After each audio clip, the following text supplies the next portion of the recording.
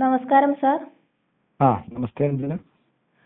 ഗണേഷ് കുമാറിനെ കുറിച്ച് ഇപ്പോൾ ലൈംഗിക പരാതി വലിയ ചർച്ചാ വിഷയമായിരിക്കുകയാണ്. അപ്പൊ സാർ അദ്ദേഹത്തെ ന്യായീകരിച്ചാണോ അതോ അല്ലാതെയാണോ പറയുന്നത്?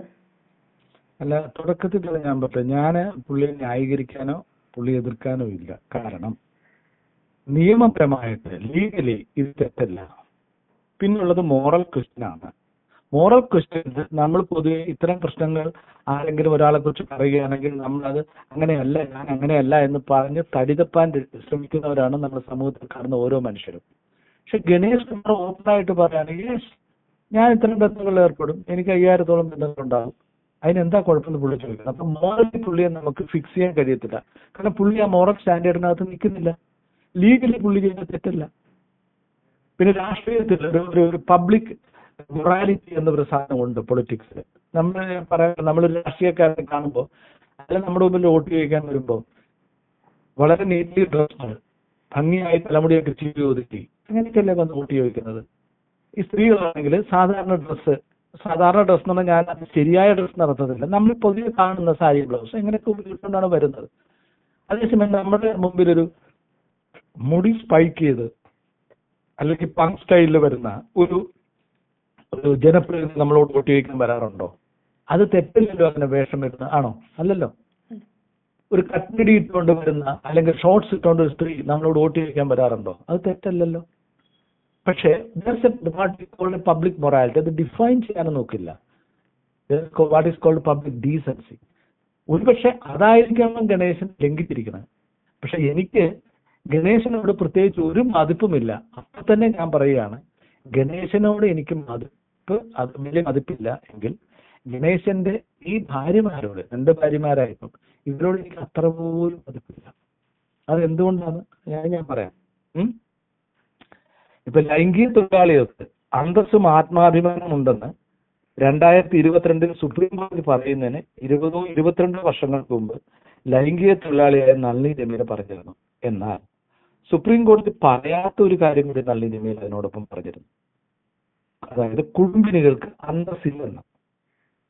കോട്ട്, ഞങ്ങളെ വേണ്ടാത്ത ഭർത്താവിന്റെ പണവും പ്രശസ്തിയും ഞങ്ങൾക്ക് വേണ്ട എന്ന് അവന്റെ മുഖത്ത് നോക്കി പറയുമെന്നും അവന്റെ പണത്തിന് വേണ്ടി അവന്റെ പുറകെ പോകില്ല എന്നും നളിനി രമീല പറഞ്ഞു.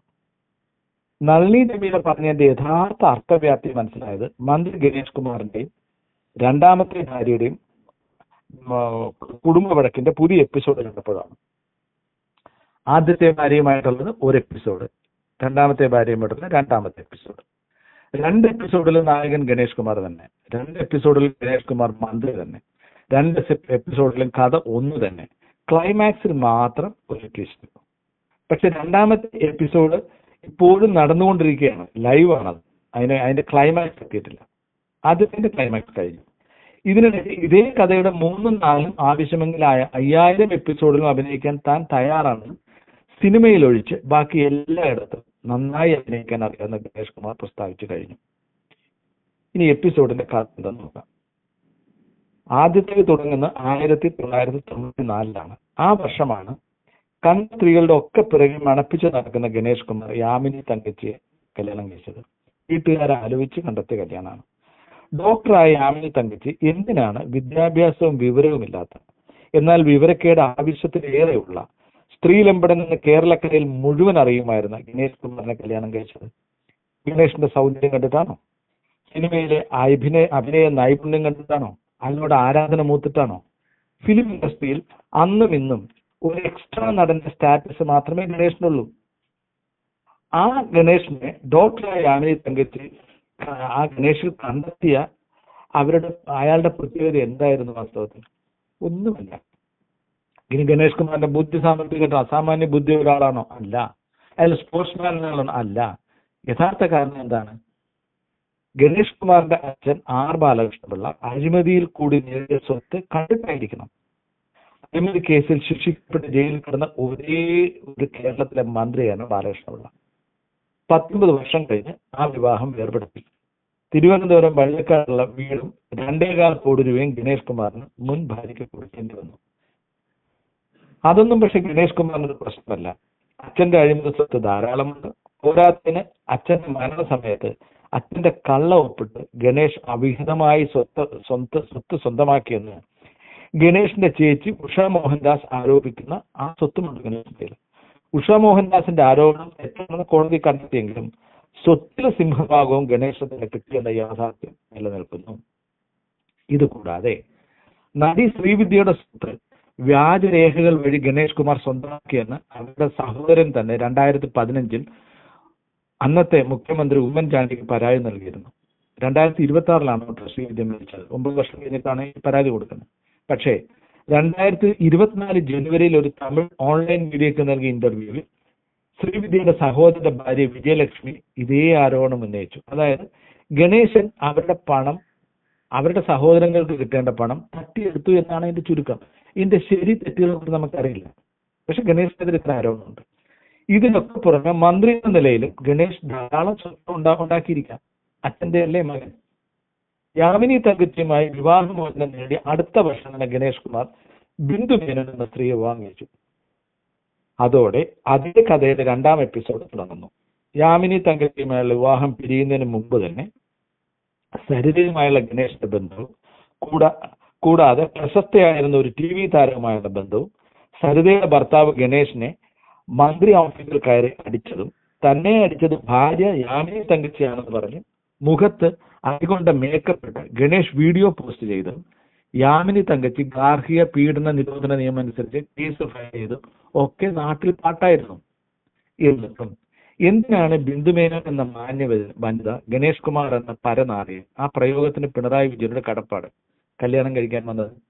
അയാളുടെ പണത്തിനല്ലാതെ മറ്റെന്തിന്? എന്നിട്ടിപ്പോൾ അയാൾക്ക് വേറെ സ്ത്രീകളുമായി ബന്ധമുണ്ടെന്ന് പറഞ്ഞ് ആവലാതിപ്പെടുന്ന എന്തിന്? അയാളെക്കുറിച്ച് ഈ മാന്യ വനിതയ്ക്ക് ഒന്നും അറിയില്ലായിരുന്നെങ്കിൽ തന്നെ കാര്യങ്ങൾ മനസ്സിലാക്കാൻ 2013 മുതലുള്ള 12 വർഷം വേണ്ടി വന്നോ? അത്രയും മന്ദബുദ്ധിയാണോ ഈ മാന്യ വനിത? അതോ ഏറ്റവും നല്ല അവസരത്തിന് വേണ്ടി കാത്തിരിക്കുകയായിരുന്നു? അതോ ഈ വനിതാരത്നത്തിനെ സ്വന്തമാക്കിയതോടെ ഗണേശന്റെ കാമഭ്രാന്ത് തീരുമെന്ന് ഈ മാന്യ വനിത കരുതിയോ? ഒരർത്ഥത്തിൽ ഗണേഷ് കുമാർ സത്യസന്ധനാണ്, പറഞ്ഞ വാക്കിന് വിലയാണ്. പല സ്ത്രീകളുമായി ബന്ധമുണ്ട് എന്ന കാര്യം അയാൾ നിഷേധിക്കുന്നില്ല.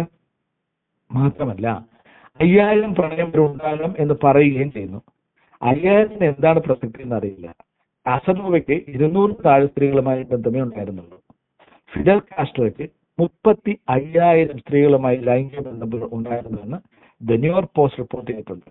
അവരുടെ റിപ്പോർട്ട് അനുസരിച്ച് കാസ്ട്രോ എല്ലാ ദിവസവും ഉച്ചയ്ക്കും രാത്രിയിലും ഓരോ സ്ത്രീകളുമായി സഹിച്ചിരുന്നത്രേ. ചിലപ്പോൾ ബ്രേക്ക്ഫാസ്റ്റിന് ശേഷം 3ാമത്തെ സ്ത്രീയുമായിട്ട്. നമ്മുടെ സ്വന്തം ലാലേട്ടൻ 3000-ഓളം സ്ത്രീകളുമായി ബന്ധമുണ്ടാക്കി കഴിഞ്ഞു എന്ന് അദ്ദേഹം തന്നെ പറയുന്നു. അങ്ങനെ നോക്കുമ്പോൾ 5000 എന്ന ഗണേശന്റെ മോഹം അത്ര സദാചാര മൂല്യമില്ലാത്തതല്ല. മാത്രമല്ല അയാൾ സമ്മതിക്കുകയും ചെയ്യുന്നു. 2 ദിവസം മുമ്പാണ് ഗണേശന്റെ ഭാര്യ കീഴൂട്ടുള്ള ഗണേശന്റെ കുടുംബ വീട്ടിൽ ചെന്ന് ഗണേശനെയും അയാളുടെ വെപ്പാട്ടിയെയും കൈയോടെ പിടികൂടിയത്. ആ വാർത്തയൊക്കെ വന്ന ശേഷവും 5000 പ്രണയം ഉണ്ടാകാം എന്നാണ് ഗണേഷ് പറയുന്നത്. പ്രണയം എന്ന വാക്ക് തെറ്റായി ഉപയോഗിച്ചു എന്ന ഭാഷാപരമായ തെറ്റ് വേണമെങ്കിൽ ഗണേശനെതിരെ ചൂണ്ടിക്കാണിക്കാം. 5000 ലൈംഗിക തൊഴിലാളിയുമായി ബന്ധമുണ്ടാക്കാൻ ആഗ്രഹിക്കുന്നു എന്നും അതിലൊരാളുമായുള്ള ബന്ധത്തിനൊക്കെയാണ് അത് തടസ്സപ്പെടുത്താൻ തന്റെ ഭ്രാന്ത് പിടിച്ച ഭാര്യ വന്നതെന്നും ആയിരുന്നു ഭാഷാപരമായ ശരിയായ പ്രയോഗം. പിന്നെ കൂട്ടുപിടിച്ച മാധവക്കുട്ടിയെ നെഹ്റുവിനെയും. ഫിദൽ കാസ്ട്രോയുടെ കഥ അറിയാത്തത് കൊണ്ടാണ്. അല്ലെങ്കിൽ തീർച്ചയായും കാസ്ട്രോയെ ഉദാഹരിച്ചേനെ. മന്ത്രിമന്ദിരത്തിൽ കാസ്ട്രോയുടെ ഫോട്ടോ വെച്ചേനെ. സഖാക്കൾ ഗണേഷ് കുമാറിന്റെ കമ്മ്യൂണിസ്റ്റ് സ്നേഹം കൊണ്ട് പുളവും കൊണ്ടേനെ. പ്രണയിക്കാത്തവൻ പൊട്ടനാണെന്നും ഭ്രാന്തനാണെന്നുമാണ് ഗണേഷ് കുമാർ പറഞ്ഞത് പത്രക്കാരൻ വിളിച്ച്. അപ്പോൾ പിന്നെ 5000 പ്രണയമുള്ള ഗണേഷ് കുമാർ എങ്ങനെ പൊട്ടനും ഭ്രാന്തനുമായി എന്ന് അയാൾ സ്വയം ചിന്തിക്കേണ്ടതാണ്. പ്രശ്നം അതല്ല. ഇത്രയൊക്കെ ആയിട്ട് ഭാര്യ ബിന്ദുമേനൻ തൊട്ടടുത്ത ദിവസം തന്നെ കോംപ്രമൈസിന് നിന്നുകൊടുത്ത എന്തുകൊണ്ടാണ്? കുടുംബം എന്ന മഹാസംഭവത്തിലെ ഭദ്രതയുമായി തന്നെ താൻ തെളിഞ്ഞു നിൽക്കണമെന്ന ഭാരത സ്ത്രീധൻ ഭാവശുദ്ധി കൊണ്ടാണോ? അതോ ഇക്കാര്യം പറഞ്ഞ് തനിക്ക് കിട്ടാനുള്ള ഷെയറിന്റെ വലിപ്പം കൂട്ടാനോ? കാരണം ഗാർഹിക പീഡന നിരോധന നിയമം അനുസരിച്ച് കേസുമായി മുമ്പോട്ട് പോയാൽ ഗണേഷിന് മന്ത്രിസ്ഥാനം രാജിവെക്കേണ്ടി വരും, പ്രത്യേകിച്ച് തെരഞ്ഞെടുപ്പ് കാലമായതിനാൽ. അങ്ങനെ ഒരു പ്രതിസന്ധി ഇല്ലാതാക്കാൻ തന്റെ വിഹിതം കൂട്ടണമെന്ന് ഉത്തമയായ കുടുംബിനിയായ ആ മഹിളാരത്നം ആവശ്യപ്പെട്ടിട്ടുണ്ടോ ആവോ? എല്ലാം കുടുംബത്തിന്റെ നിലനിൽപ്പിന് വേണ്ടിയല്ലേ? നെറ്റിയിലെ സിന്ദൂരരേഖ നിലനിർത്താനല്ലേ? പക്ഷേ ഈ കുടുംബിനിയായ മഹിളാരത്നത്തെക്കാൾ ഏറെ മൂല്യം അവർ കൈയോടെ പിടികൂടിയ ഗണേഷ് കുമാർ പണം കൊടുത്തെത്തിച്ച ലൈംഗിക തൊഴിലാളിക്കുണ്ട്. കാരണം മന്ത്രിയുടെ സ്റ്റാഫ് അംഗങ്ങൾ മന്ത്രിയുടെ ഭാര്യയെ തടസ്സപ്പെടുത്തുകയും തടഞ്ഞു നിർത്തുകയും അവർ പകർത്തിയ ചിത്രങ്ങൾ മൊബൈൽ ഫോൺ തട്ടിയെടുക്കുകയും ഉപദ്രവിക്കുകയും ചെയ്തപ്പോൾ ലൈംഗിക ബന്ധത്തിന് വന്ന ലൈംഗിക തൊഴിലാളിയെ അവിടെ നിന്ന് മാറ്റി സുരക്ഷിതമായി കാറിൽ കയറ്റി അയപ്പിച്ചു. അപ്പോൾ ആർക്കാണ് കൂടുതൽ പ്രാധാന്യം? മന്ത്രി കൊച്ചമ്മയ്ക്കും വേശ്യയ്ക്കും? സമൂഹത്തിന്റെ കാഴ്ചപ്പാട് മാറുന്നത് കുടുംബിനികൾ തിരിച്ചറിയണം. ഇവിടെ മറ്റൊരു കാര്യം കൂടി പ്രത്യേകം പറയണം. മന്ത്രിയുടെ സ്റ്റാഫ് അംഗങ്ങളിൽ പലരും മന്ത്രിയുടെ പിന്തുണയാണ്. അവർ എത്തിച്ചു കൊടുക്കുന്ന സ്ത്രീകളെ സുരക്ഷിതയാക്കുന്നത് അവരുടെ തൊഴിൽ സംസ്കാരമാണ്. ഉടൻ തന്നെ ഇതെല്ലാം കഴിഞ്ഞ നിന്നാണ് പിണക്കം തീർന്ന പൂങ്കുയിലുകൾ ഇണങ്ങിയ കൂട്ടിനുള്ളിലേക്ക് തിരിച്ചു വരും. എന്നിട്ട് ഞങ്ങളുടെ ശാന്തസുന്ദരമായ കുടുംബജീവിതത്തിലേക്ക് ചില തൽപര കക്ഷികൾ ചെളിവാരി എറിഞ്ഞുവെന്ന് ചില ചാനലുകൾക്ക് രണ്ടുപേരും കൂടി ഇന്റർവ്യൂ കൊടുത്തുകൂടായികയുമില്ല. ഇതിനിടെ സഹതാപം തോന്നിയത് പോലീസുകാരോടാണ്. ഫോൺ സന്ദേശമായി വീട്ടിലെത്തിയപ്പോൾ അത് ഗാർഹിക പ്രശ്നമാണെന്ന് പറഞ്ഞ് തിരിച്ചുപോയി അത്രയും. ഗാർഹിക പീഡന നിരോധന നിയമം ഉണ്ടായിട്ട് 21 വർഷം കഴിഞ്ഞുവെന്ന് നമ്മുടെ പോലീസുകാർക്ക് ഇനിയും അറിയില്ലേ? ഈ പുതിയ എപ്പിസോഡിന് ഒരു പ്രത്യേകത കൂടിയുണ്ട്. അത് നടന്നത് അന്താരാഷ്ട്ര വനിതാ ദിനാഘോഷങ്ങൾ കഴിഞ്ഞ ഉടനെയാണ്. ഗണേഷിന്റെ ഭാര്യയുടെ ഫോൺ അയാൾ ബ്ലോക്ക് ചെയ്തിരിക്കുകയെന്ന് അത്രയും. അങ്ങനെയാണ് അവർ അയാളുടെ കീഴൂട്ടുള്ള വീട്ടിൽ അപ്രതീക്ഷിതയായി എത്തിയത്. അപ്പോഴാണ് ഒരു ലൈംഗിക തൊഴിലാളിയുമായി മന്ത്രി അന്താരാഷ്ട്ര വനിതാ ദിനം ആഘോഷിച്ചുകൊണ്ടിരിക്കുന്നത് കണ്ടത്. അതിനെ തുടർന്നാണ് അവർ 112 വിളിച്ചത്, പിങ്ക് പോലീസ് വന്നത്. അന്താരാഷ്ട്ര വനിതാ ദിനത്തിന്റെ തുടർച്ചയായതുകൊണ്ടാകാം പിങ്ക് പോലീസ് അവിടെ സല്യൂട്ട് അടിച്ചു നിന്നു. 112 ബിന്ദുമേനോൻ വിളിച്ചു പറഞ്ഞതിനെ തുടർന്നാണ് പോലീസ് കീഴോട്ട് വീട്ടിലെത്തിയത്. അതിനെക്കുറിച്ച് ഗണേഷ് പറഞ്ഞത് അത് ഭ്രാന്തുള്ളവർ പലരും വിളിക്കുന്ന നമ്പറാണെന്നാണ്. 112 എന്നത് ഇന്ത്യ മുഴുവൻ പ്രാബല്യത്തിലുള്ള എമർജൻസി നമ്പറാണ്. പോലീസിന്റെയോ അഗ്നിശമന സേനയുടെയോ ആംബുലൻസിന്റെയോ സേവനം അത്യാവശ്യമായിട്ട് വേണമെങ്കിൽ ആർക്കും ഏത് ഡിവൈസ് ഉപയോഗിച്ചും ഡയൽ ചെയ്യാവുന്ന നമ്പറാണത്. ഫോൺ കോൾ എത്തിയാലുടൻ വിളിക്കുന്നയാളുടെ ലൊക്കേഷൻ ട്രേസ് ചെയ്ത് ആവശ്യമുള്ള സഹായം എത്തിക്കുന്ന സിസ്റ്റമാണത്. അതിനെയാണ് 5000 പ്രണയം കൊതിക്കുന്ന ഈ മന്ത്രി അധിക്ഷേപിച്ചത്. അതിൽ വിളിക്കുന്നവർ ഭ്രാന്തന്മാരാണെന്നും ഭ്രാന്ത് തീരെയില്ലാത്ത ഈ കാമഭ്രാന്തൻ പറഞ്ഞത്. വാസ്തവത്തിൽ ഈ ഇഡിയറ്റിനെ, ഈ ഒറ്റക്കാരനെ കൊണ്ട് തന്നെ മന്ത്രിസഭയിൽ നിന്ന് പുറത്താക്കേണ്ടതാണ്. ചുരുക്കം ഇതാണ്: അന്തസ്സില്ലാത്ത ഭാര്യമാർ, കുടുംബിനികളും തങ്ങളെ അപമാനിക്കുന്ന, തങ്ങൾക്ക് പുല്ലുവില നൽകാത്ത ഭർത്താവിന്റെ പണത്തിന് മുമ്പിൽ മുട്ടുകുത്തി നിൽക്കുന്നു. അതുകൊണ്ടാണ് തനിക്ക് പരാതിയില്ലെന്ന് ബിന്ദുമേനോൻ വ്യക്തമാക്കുന്നത്. അന്തസ്സുള്ള ലൈംഗിക തൊഴിലാളികളെ മന്ത്രിയും മന്ത്രിയുടെ സ്റ്റാഫ് അംഗങ്ങളും സംരക്ഷിക്കും.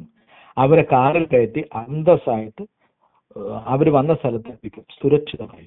ഒരുപക്ഷെ ഈ വിവാഹബന്ധവും പിരിഞ്ഞേക്കാം. അടുത്ത തെരഞ്ഞെടുപ്പ് കഴിയുന്നുണ്ട്, അതൊക്കെ ചിലപ്പോൾ സംഭവിച്ചേക്കാം. അതിനുശേഷം ഗണേഷ് കുമാർ വീണ്ടും വിവാഹിതനായേക്കാം.